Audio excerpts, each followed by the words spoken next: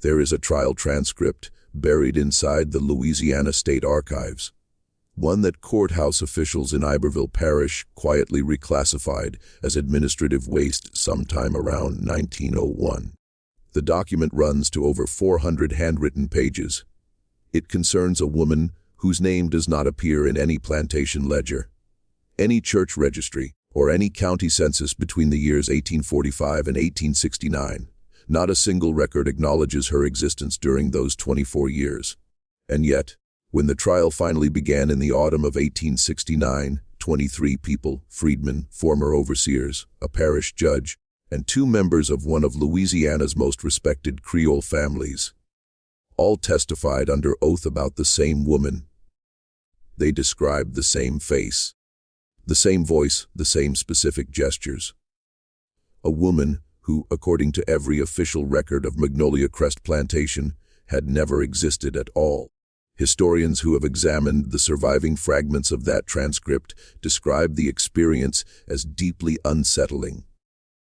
Not because of what was said, but because of what every witness conspicuously refused to say. In 400 pages of sworn testimony, not one person volunteered her name. They said, she, and the woman, and that we don't say. When the presiding judge finally demanded that a witness speak her name aloud, the man, a freedman named Amos Picard, who had worked the cane fields for 30 years, looked down at his hands for a long moment before saying quietly, "I don't believe saying it in a courthouse will make it any safer, Judge. I truly don't." The trial concluded without a formal verdict. 4 of its witnesses died within 2 years of testifying. The woman at the center of it all was never found.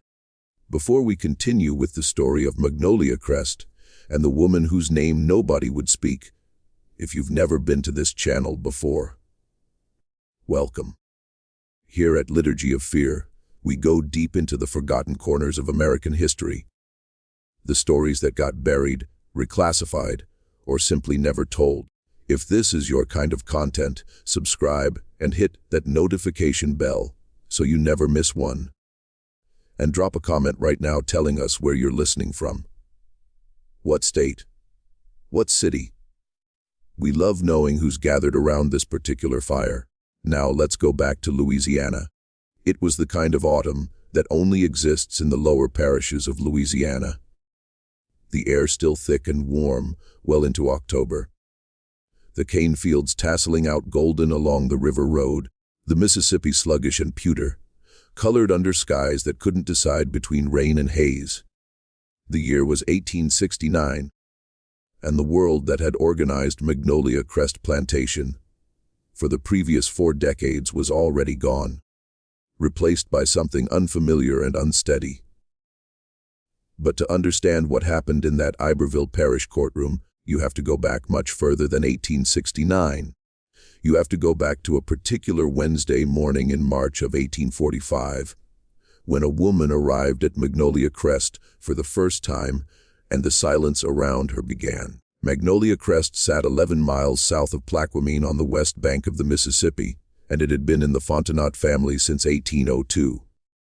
By 1845, it was one of the larger sugarcane operations in Iberville Parish. Not the grandest, may not the wealthiest, but substantial and well managed, with approximately 340 acres under active cultivation and somewhere between 80 and 90 enslaved people working the land, the house, the mill, and the various outbuildings that formed the plantation's small, self-contained world. The Fontenot family itself occupied a particular and somewhat complicated position in Louisiana's social hierarchy. Etienne Fontenot, the patriarch, was third-generation Louisiana Creole, French and Spanish ancestry, Catholic, fluent in both French and English, with the kind of careful manners and precise social calibration that Louisiana's planter class had refined over generations. His wife, Celestine Nene Beaumont, was from a family that had come originally from Saint-Domingue in the 1790s, displaced by the Haitian Revolution, and carrying with them both significant wealth. and a particular kind of watchful anxiety that their descendants had never entirely shaken. The Fontenautes kept a house in New Orleans on Esplanade Avenue for the social season and retreated to Magnolia Crest for the grinding months of harvest. They had 4 children by 1845, 2 sons, Remy and Julian, 17 and 14 respectively, a daughter, Margaret, who was 11, and a youngest boy, Theodore, who was 8 and sickly. The plantation's enslaved community had its own internal structure, as all such communities did. Its own hierarchies, its own specialists, its own memory. There were people who had been at Magnolia Crest since its founding, who had worked under Etienne's father, whose grandchildren were now being born into the same fields. Among them, and the person with the most authority, both practical and social, was a man named Solomon Picard, father of the Amos Picard, who would one day refuse to speak a woman's name in court. Solomon was the plantation's chief driver, the intermediary between the Fontenaute family and the enslaved workforce. He was in his mid-50s in 1845, broad-shouldered, deliberate, with a face that people frequently described as impossible to read. He had a wife, Delphine, who worked in the main house as a seamstress, and 3 grown children, of whom Amos was the middle. It was Solomon Picard who first saw the woman arrive.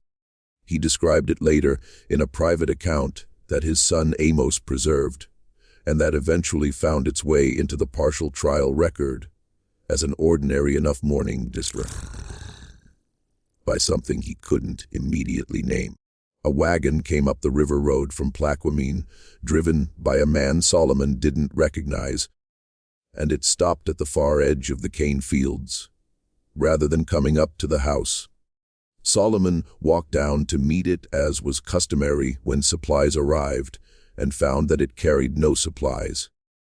It carried one person, a woman sitting in the wagon bed among several bundles of personal goods. Watching him approach with an expression he struggled to describe, he wrote only that she looked at him the way a person looks at something they have studied very carefully from a great distance and are now seeing up close for the first time. She was, by Solomon's account, somewhere between 30 and 40 years old. Dark complexion with the kind of features common to Louisiana's most mixed communities. African, French, possibly some native ancestry, or the particular blending that the lower parishes had been producing for generations. She was dressed carefully, neatly, in clothes that were good quality without being fine. She carried herself with a composure that Solomon recognized as one recognizes a skill, as something learned rather than natural, the composure of a person who has decided deliberately to appear composed. She handed Solomon a folded document from inside her jacket. It was a letter on Fontenaute family stationery, in Etienne Fontenaute's handwriting, instructing Solomon to install the bearer in the small cottage at the edge of the kitchen garden, and to extend to her the same courtesies he would to any member of the Fontenaute household staff. It gave no explanation. It gave no name. Solomon read the letter twice. Then he looked at the woman. "And what do we call you?" he asked. She seemed to consider the question for a moment. Not as if she didn't know the answer, but as if she were deciding which answer to give. Then she said, in French that was precisely as formal as Solomon's own, "You may call me whatever is practical." He called her nothing. Nobody did for a very long time. The cottage at the edge of the kitchen garden was small but sound. 2 rooms, a good hearth, a window that looked out over the herb beds toward the river. It had previously housed a series of the plantation's domestic workers, none of whom had stayed long. There was something about its position, slightly apart from both the main house and the slave quarters, caught between 2 worlds without belonging clearly to either, that seemed to discourage comfortable occupation. And the woman settled into it within a day, and she began work within 2. Nobody knew precisely what her work was. That was the first problem. She was not assigned to any of the established roles at Magnolia Crest. Not fieldwork, not housework, not the mill or the kitchen or the laundry. She moved through the plantation's day with the freedom of someone who had been told that her time was her own, and she used that time in ways that made people uncertain. She was often in the kitchen garden, handling the medicinal herbs with evident expertise. Chamomile, valerian, sarsaparilla, the various bitter roots that the plantation's informal healer, an old woman named Clementine, had cultivated for decades. She was frequently seen walking the perimeter of the property in the early morning before most people were up, moving at a careful and measured pace, as if she were counting steps. She occasionally visited the mill during grinding season and stood watching the machinery with an expression of focused attention that made the mill workers deeply uncomfortable. Most remarkably, she visited the main house, not through the back entrance as domestic workers did, but through the front door.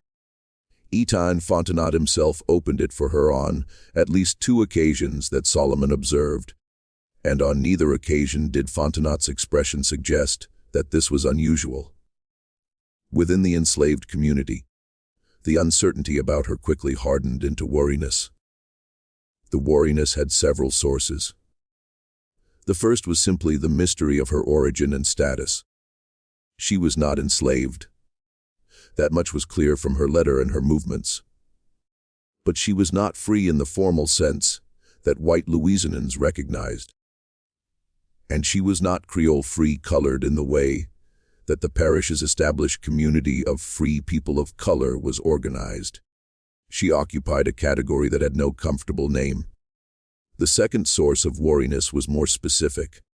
Old Clementine, who had been the community's healer for 30 years and who commanded enormous respect, refused to speak to the woman at all after their first meeting. When asked why, Clementine said only that the woman knew things she shouldn't know, and that knowing things you shouldn't know meant you had gotten them from somewhere. And Clementine didn't want to think too hard about where.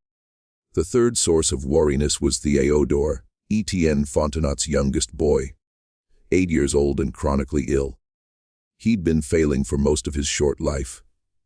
The parish doctor visited regularly and prescribed the standard remedies of the era: calomel, bloodletting, various tonics, with results that ranged from minimal to actively harmful. By the spring of 1845, Célestine Fontenot had essentially resigned herself to the possibility that her youngest child would not survive to adulthood. This was not an unusual grief for the era. Child mortality was a constant companion in antebellum Louisiana, where malaria, typhoid, and yellow fever moved through communities with an almost seasonal regularity. Within 3 months of the unnamed woman's arrival at Magnolia Crest, Théodore Fontenot began to improve. The improvement was gradual at first. Slightly better color, slightly more appetite. The persistent fever that had shadowed him for 2 years becoming intermittent rather than constant. By the end of the summer, it was undeniable.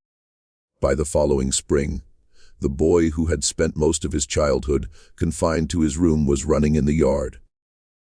The parish doctor, when confronted with this development, could offer no explanation and prudently declined to inquire too closely into its origins. Célestine Fontenot knew the origin. She had authorized it, had, in fact, initiated it, though the details of that arrangement would not surface until the trial 24 years later. She said nothing publicly. She simply watched her youngest child grow strong, and she paid whatever price had been agreed upon. And then she kept her silence with the practiced discipline of a woman who understood that some arrangements require silence to survive. The plantation's enslaved community watched Théodore's recovery with a complicated mix of emotions. The boy's improved health was objectively good news. A sick child's death created its own particular miseries for the people who served the household. But the manner of his recovery troubled people. Clementine, consulted privately, told Solomon that the woman had been using preparations she didn't recognize, plants that didn't grow in the kitchen garden, compounds that had no name in the French or English Clementine knew. She had seen some of what the woman carried in her bundles. She would not describe it in detail.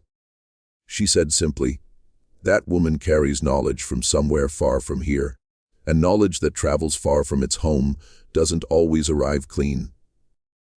Solomon wrote this down. He was one of the few people at Magnolia Crest who could read and write, a skill acquired through means he never fully explained. He kept a private record, not a diary exactly, more a series of observations, which he maintained throughout the woman's years at Magnolia Crest. It was this record, preserved by his son Amos and presented in fragments at the 1869 trial, that provided the most detailed account of what happened in those years. Most of what we know about the unnamed woman comes from Solomon's careful, cautious, consistently bewildered hand. He wrote, "In the summer of 1845, she has been here now 4 months. Nobody calls her anything. She does not seem to require a name.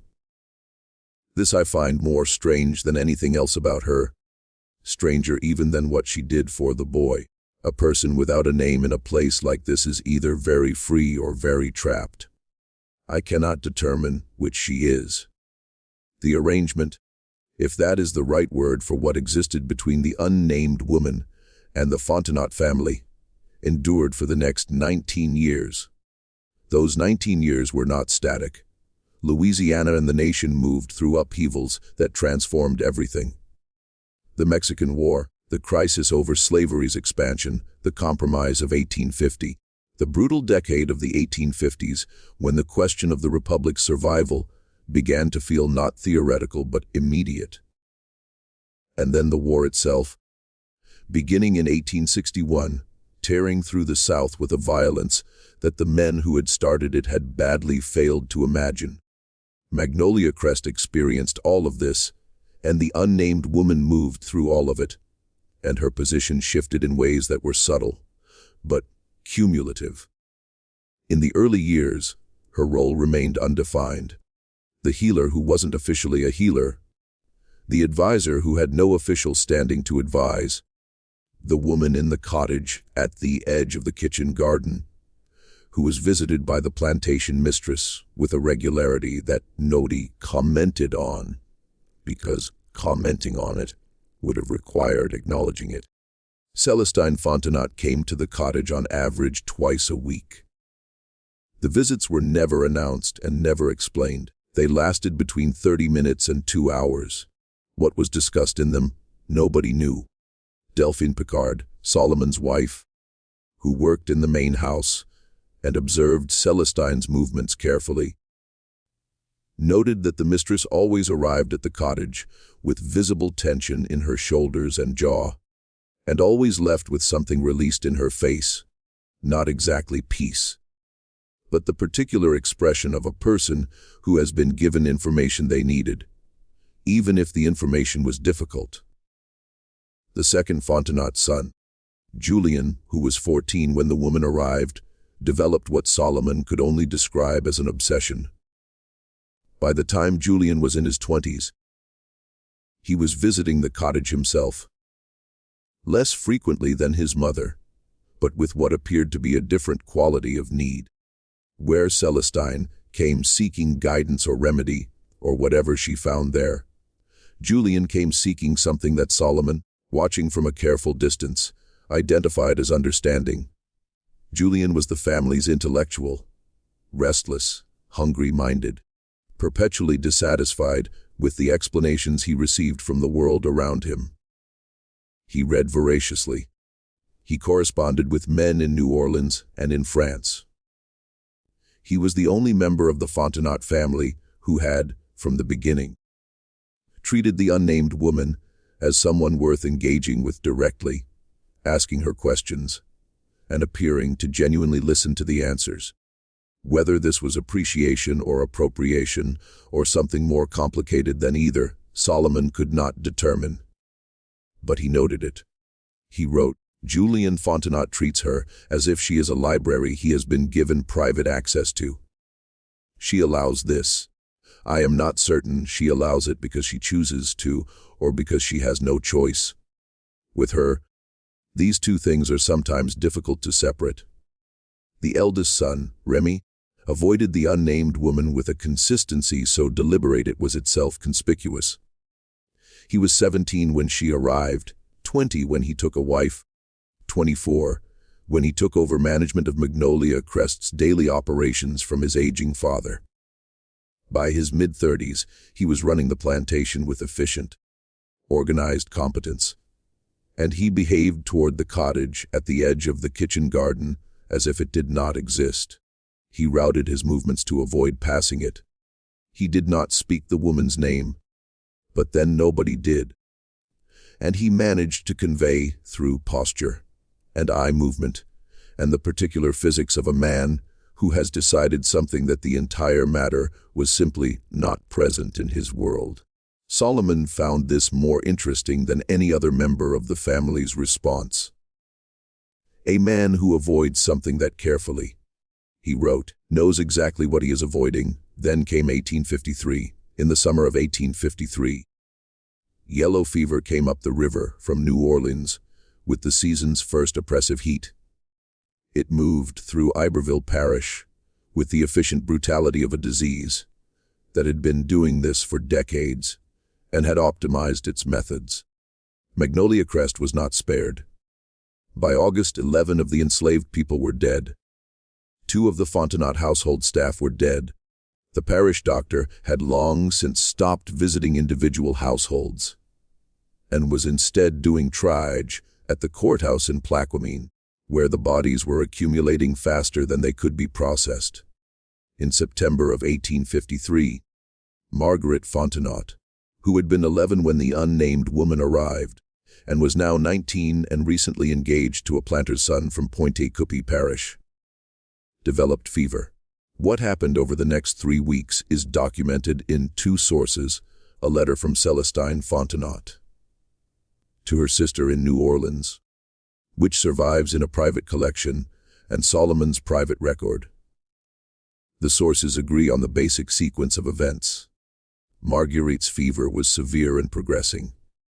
The parish doctor was unavailable. Celestine Fontenot brought the unnamed woman into the main house. For 19 days the woman did not leave Marguerite's room. She slept on a pallet on the floor, prepared her own preparations in a small brazier she had brought from the cottage, and administered them on a schedule that she kept in her head. She also, according to both sources, talked to Marguerite constantly during the worst of the fever. Not the soothing murmuring of a nurse, but actual conversation, as if she were keeping the girl tethered to consciousness by the thread of words. Marguerite lived. Her fiancé in the house down the river road did not. Remy Fontenot, when he learned that the unnamed woman had been brought into the main house, confronted his mother with a fury that Solomon, working in the yard, could hear through the closed windows. He could not make out words, only the register and rhythm of rage. Remy's voice low and cutting, Celestine's higher and inflexible, the particular music of a family argument that has ancient roots and no clean resolution. After an hour, Remy left the house on horseback and did not return for 3 days. When he came back, he said nothing about it, and the unnamed woman returned to her cottage. Marguerite recovered slowly through the autumn, and Remy Fontenot added one more thing to the list of things he was pretending did not exist. The question of what service the unnamed woman was providing to the Fontenot family, and what she was receiving in return, became more urgent as the years went on, and the answer remained hidden. She did not age in the way that people expected. This is a statement that requires careful unpacking because it is easy to misread. She was not ageless in any fantastic sense. She aged, but she aged slowly, or seemed to, in ways that were difficult to account for. When Solomon first saw her in 1845, he estimated her age at 30 to 40. When he next made a careful note of her appearance in 1858, he wrote that she appeared to be somewhat older than when she arrived, but not so much as 13 years would account for. By 1863, when she had been at Magnolia Crest for 18 years, he wrote, "She is old now, but old in the way a well-made thing is old, worn in ways that show use, not in ways that show decay." Others noticed this. It fed the worriness. It fed something that in the quarters had by then accumulated enough weight to be called quietly and carefully fear. The war changed everything, and it changed nothing, which was the particular cruelty of the Civil War in Louisiana. Union forces took New Orleans in April of 1862 and moved upriver through the parishes with a speed that left the planter class scrambling. Iberville Parish fell under Union control in 1863. The Emancipation Proclamation, to whatever its practical limitations, transformed the legal status of Magnolia Crest's enslaved population, and over the following months, the plantation's workforce reorganized itself with a thoroughness that left the Fontenot family's management structures largely intact, but fundamentally changed. Many left. Some stayed, negotiating for wages or sharecropping arrangements that would have been unimaginable a year before. Solomon Picard stayed. Delphine stayed. Amos, their son, now a man in his early 30s, stayed. The unnamed woman also stayed. This was noted. Her staying when she could have left, could have walked away into whatever freedom meant in 1863 Louisiana, struck people as significant. Solomon wrote, "She has not gone. I asked her why. She said, 'Because I am not finished here.' When I asked what she meant by finished, she did not answer. She has never been a woman who answers questions she finds uninteresting." The Fontenot family contracted. Eaton had died in 1860 from a stroke that the parish doctor attributed to the strain of watching the Republic come apart at its seams. Celestine remained in the main house, increasingly diminished. Ramey took what remained of the family's resources and attempted to maintain Magnolia Crest as a going agricultural operation under the new order with limited success.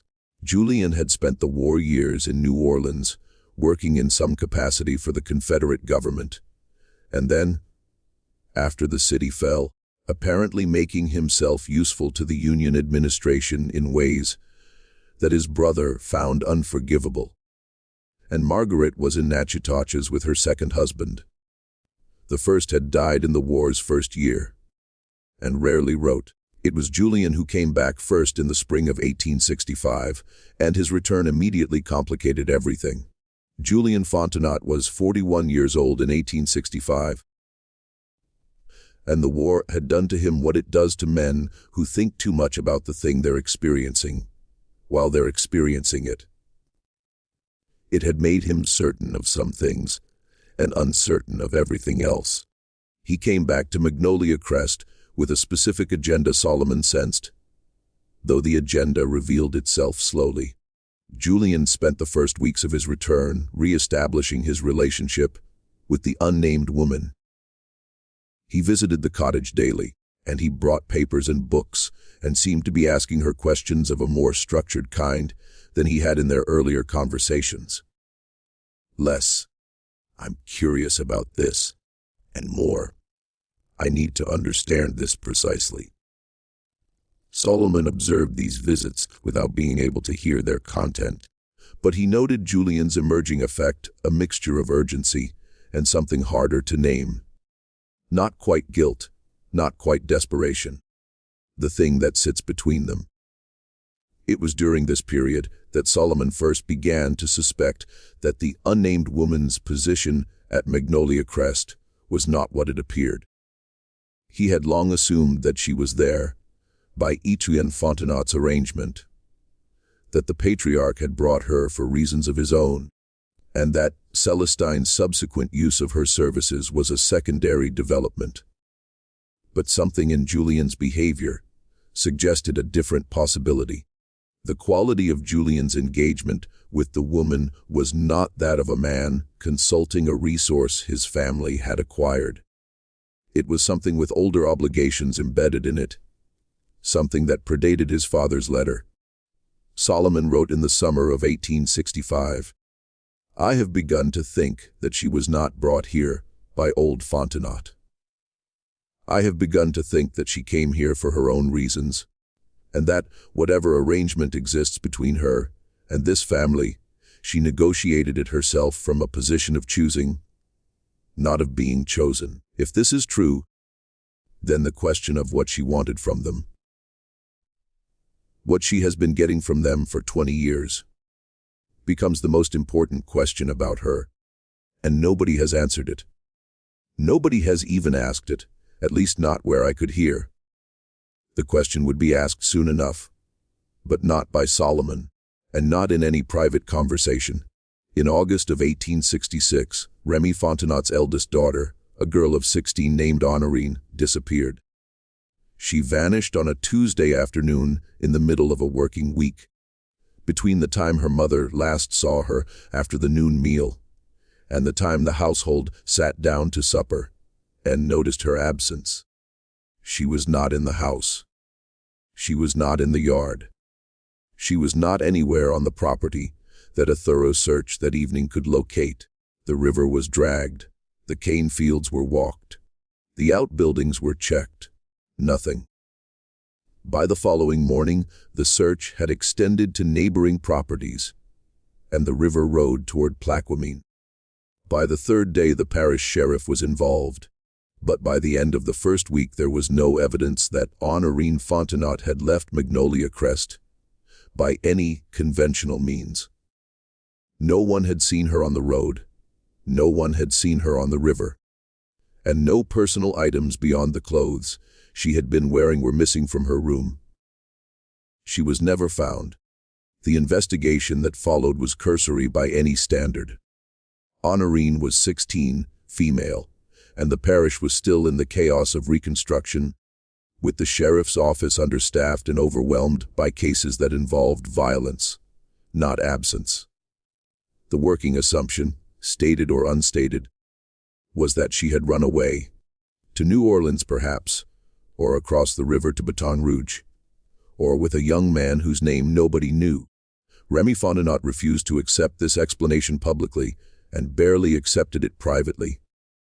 His wife, a woman named Clotilde Nié-Thoreau, accepted nothing. She demanded answers and received none. It was Clotilde who first spoke the connection aloud. She said it to her husband in their bedroom, and the sound carried through the old house's walls to where Delphine Picard was working in the hallway. Clotilde said, "That woman in the cottage, that woman your mother is always going to.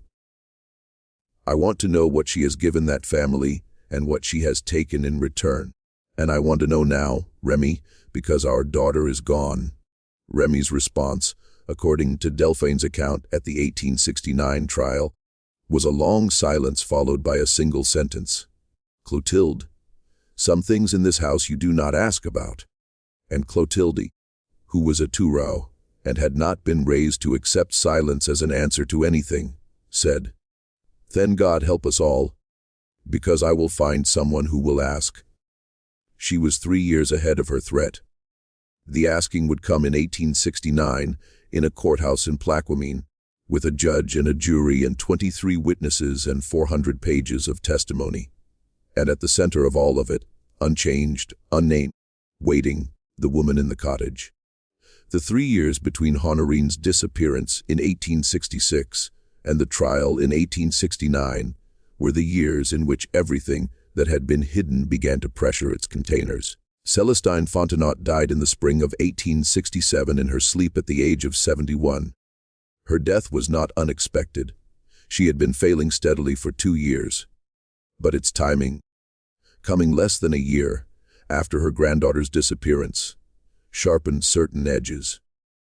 Her death also removed the last living person at Magnolia Crest who had been present at the unnamed woman's arrival, and who had known the full terms of whatever arrangement existed. Ian was dead. Celestine was dead. The arrangement's origins were now locked inside two peoples, Julian Fontenot and the woman herself. Remy Fontenot, in the months after his mother's death, began to do something that Solomon had not previously observed him doing. He began to ask questions. Not of the woman directly. Remy still would not approach the cottage, still routed his movements around it with the same deliberate geography he had maintained for 20 years. But he began to ask questions of the people around him. Of Solomon, of Delphine, of the older freed people who had been at Magnolia Crest long enough to remember things. He asked with the controlled effect of a man who was terrified of the answers, but more terrified of not knowing. He asked about the early years, about what the woman had done and said, about who had visited her and when, about what Clementine had said before she died in 1859, about the particular texture of his mother's visits to the cottage. Solomon answered what he could, withheld what he felt he should, and watched Remy Fontenot arrive over the course of several months at a conclusion that visibly horrified him. What that conclusion was, Solomon did not record directly, but he wrote in October of 1867, Remy Fontenot now knows something he did not know before. I cannot say how much. I can say that it has made him frightened in a way he has never been frightened before. Not during the war, not during the fever years, and not when Honorine disappeared. A man who has spent 20 years refusing to look at something, when he finally looks at it, sees everything at once. I do not envy him this. The following month, Remy Fontenot went to Plaquemine and spoke to the parish attorney. He returned without having achieved whatever he had gone to achieve. The parish attorney, a man named Voisin, was not interested in a complaint that amounted to, a woman of uncertain legal status has lived on my property for 22 years under an arrangement made by my deceased father. May have done something to my missing daughter, and my deceased mother knew about it and never told me. Voisin reportedly pointed out that without a body, without a witness to any specific act, and without a clearer articulation of what crime was alleged to have been committed, there was nothing the legal system of Iberville Parish could usefully do. Remy came home, and a week later the unnamed woman came to him. This was unprecedented. In 22 years she had never come to Remy. She had always been the one approached, the one visited, the one sought. But on a November evening in 1867, while Remy was working in the Plantation office reviewing accounts, there was a knock at the door, and he opened it, and she was there. Solomon was not present for this conversation, but Remy told him about it the following day, in a state of controlled agitation that Solomon had never before observed in a man he had known his entire adult life. The conversation, as Remy described it, was brief. The woman had come to tell him something. Specifically, she had come to tell him that she knew he had spoken to Voisin, and she had come to tell him that if he pursued a legal remedy, things would come out that he would not find comfortable. Things about his family, things about arrangements that had been made over the years in exchange for the services rendered, things that he, Remy, had benefited from without knowing he was benefiting, which she seemed to feel was not a mitigating circumstance. Remy asked what she wanted. She said only what she had always had: the cottage, the freedom of movement, the arrangement. Remy said that the arrangement had apparently included his daughter, and he would not continue any arrangement that had included his daughter. The woman said very quietly that his daughter had not been part of any arrangement, that Honorine's disappearance was not something she had caused or could explain, and that she understood why he thought otherwise, but that he was wrong. Remy did not believe her. This was where things stood in early 1868 when something changed, though Solomon was never entirely clear on what. The best he could reconstruct was that Julian Fontenot, who had until this point maintained his separate relationship with the woman, in what appeared to be a genuine compartmentalization from his brother's situation, reached some kind of breaking point. Perhaps it was guilt. Perhaps it was the particular honesty that comes when someone has been carrying a secret so long that the weight becomes unbearable. Perhaps the woman herself asked something of him that he was unwilling to provide. Whatever the cause, in the summer of 1868, Julian went to the parish attorney's office and made a formal statement. And the content of that statement was the detonator. Julian Fontenot told the parish attorney that he knew the origin of the unnamed woman's arrangement with his family. He knew it because he had helped to arrange it 23 years earlier, when he was 20 years old and convinced that he was doing something clever. He told the attorney that the arrangement had been made not by his father, but by himself, in his father's name, using the family stationery and the family's resources, and that what he had arranged was not what anyone who looked at it from the outside could have guessed. He said that the woman was owed a debt by the Fontenot family going back further than 1845, that the debt was of a kind that Louisiana law in 1845 had no mechanism for acknowledging, and that she had come to Magnolia Crest not because they had sought her, but because she had determined that Magnolia Crest was the place where the debt could be repaid. And she had approached Julian, then a young man in New Orleans, recently arrived at a relative's house for a social season. And she had made him understand what was owed and what she was prepared to do about collecting it. She had, in other words, not been brought to Magnolia Crest, she had brought herself there. And Julian had opened the door. When the parish attorney asked what the debt was, Julian was quiet for a long moment. Then he said that explaining the debt would require explaining something about his family's history in Saint-Domingue, where his mother's family, the Beaumonts, had come from, where they had come from and what they had done there, and who they had done it to, and who therefore might have very old reasons to find them and present a reckoning. The trial was set for October of 1869.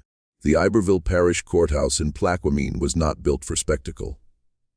It was a modest building, brick, 2 stories, with the self-conscious dignity of a structure that knows it represents something larger than itself. In the autumn of 1869, it was crowded in ways it had not been built to accommodate. The trial drew observers from 3 parishes, several journalists from New Orleans papers, and a small contingent of Freedmen's Bureau officials who had their own reasons for interest in a case that touched on questions of personhood, debt, and accountability in post-war Louisiana. The unnamed woman was present for the trial. She sat at the front of the courtroom to the left, in the chair that had been designated for her, and she was precisely as composed as she had been on the morning Solomon Picard first saw her step down from a wagon in 1845. 24 years older by that account, her face carrying the wear of time in ways that didn't align with any calculation of how old she should be. The presiding judge was a man named Thibodeaux, a Reconstructionist appointee, Northern educated, with no particular sympathy for the Fontenot family and a careful, methodical approach to the case's extraordinary complexities. He had spent 3 months reviewing the available documents before the trial began. He had read Julian Fontenot's statement 4 times. He still wasn't entirely sure what he was presiding over. The prosecution, such as it was, the legal architecture of the case, having required considerable improvisation, alleged that the unnamed woman had, over the course of 24 years, obtained property and benefits from the Fontenot family through a combination of concealment, manipulation of familial dependency, and what the complaint somewhat desperately termed coercive therapeutic practice. The disappearance of Honorine Fontenot was referenced, but not formally charged for the reasons Voisin had outlined 2 years earlier. The defense.